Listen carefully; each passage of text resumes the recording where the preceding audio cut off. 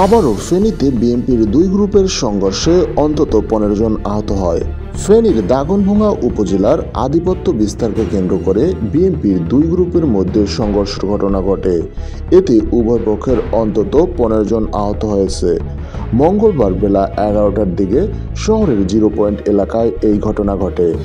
এলাকার স্থানীয় বিএনপি ও অঙ্গ সংগঠনের নেতাকর্মীদের সঙ্গে কথা বলে জানা যায়, গণ অভ্যুত্থান দিবস উপলক্ষে দাগনভূঞা উপজেলা ও পৌর বিএনপি নেতাকর্মীদের একটি র্যালি বের করেন। র্যালিটি চৌমুহনী রোড হতে দাগনভূঞা পৌর শহরের 0 পয়েন্ট পৌঁছালে পৌর বিএনপির সাবেক সাধারণ সম্পাদক কাজী সাইফুর রহমান স্বপন, জেলা ছাত্র দলের বহিষ্কৃত সহসভাপতি কাজী জামশেদুল রহমান ফটিকের অনুসারীদের সঙ্গে ধাওয়া পাল্টা দেওয়ার ঘটনা ঘটে। এতে ইট পাটকেল সহ বিভিন্ন দেশি অস্ত্র দেখা যায়।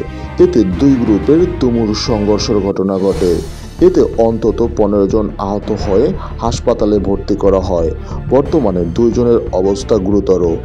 পরিস্থিতি মোকাবেলা করতে শহরে অতিরিক্ত পুলিশ মোতায়েন করা হয়েছে, যাতে অনাকাঙ্ক্ষিত ঘটনা আর না ঘটে।